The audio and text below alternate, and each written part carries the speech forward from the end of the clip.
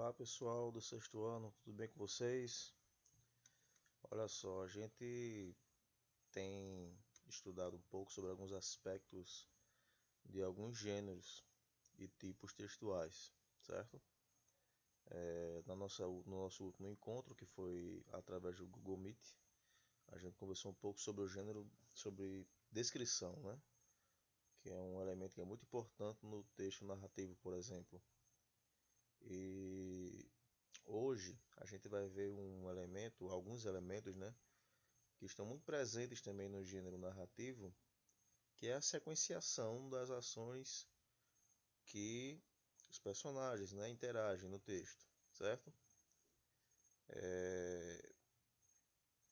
O conjunto desses elementos é chamado de enredo.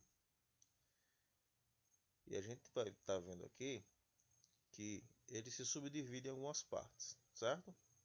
As narrativas, pelo menos as convencionais, elas obedecem a essa sequenciação, ok?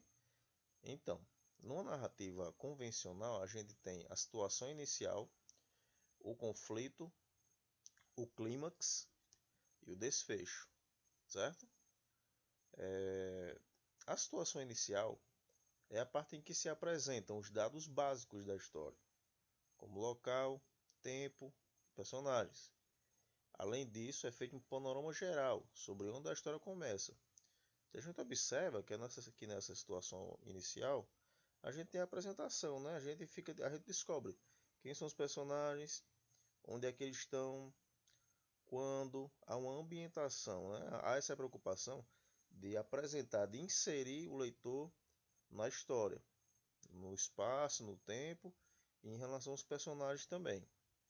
O conflito pessoal, como o nome indica, se trata do momento em que as possíveis complicações e entraves da história se iniciam. Então, o conflito é alguma coisa que acontece na história que faz com que haja essa quebra. A história mude de rumo e as ações se desencadeiam a partir desse conflito, certo? O clímax é o ponto alto do conflito, né? É o auge, sendo muitas vezes o momento em que os personagens se deparam com algo de difícil solução. É a parte que tem a maior carga dramática em uma narrativa, em um filme, em uma peça teatral, enfim. E o desfecho é o que acontece depois, né? Se trata do fim do conflito. Após o clímax, os personagens agem de determinada forma que acabam solucionando o conflito. É possível que aqui sejam relatadas algumas consequências, né?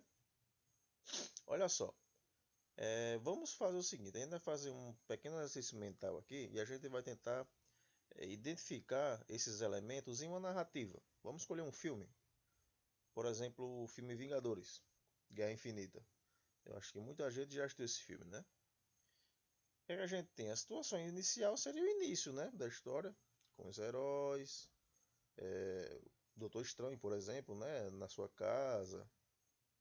A gente é inserido, né, nesse ambiente. O conflito seria o quê? Se vocês lembrarem, no começo da história, o Hulk, ele aparece, né?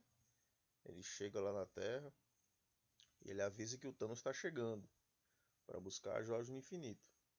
E os personagens começam a se mover, começam a entrar em ação a partir desse dado, né? Que eles não sabiam. A gente observa que o conflito é o que é a maior parte da história, né? É o conflito, é os personagens interagindo entre eles. O clímax é aquela parte de maior carga dramática, né? No filme que a gente está observando aqui, a gente teria o quê? Que o clímax seria a parte que ele junta as joias, né? Que ele estala os dedos. Então, no filme inteiro, essa parte é o ponto alto, né? É o auge do conflito. É o momento de maior carga dramática. E o desfecho é o que acontece depois, né? É o final da história. Certo, pessoal? Observe que são poucos elementos, né? E esses poucos elementos eles dizem respeito à maioria das narrativas. Contos de fadas se encaixam muito bem nesses elementos aqui, né? Em algumas situações é que a gente não tem, mas no geral é isso em relação ao enredo, né? É, o exercício que vocês vão fazer tem relação com isso, certo? Vocês vão identificar, né, esses elementos do enredo em uma narrativa que eu vou passar para vocês.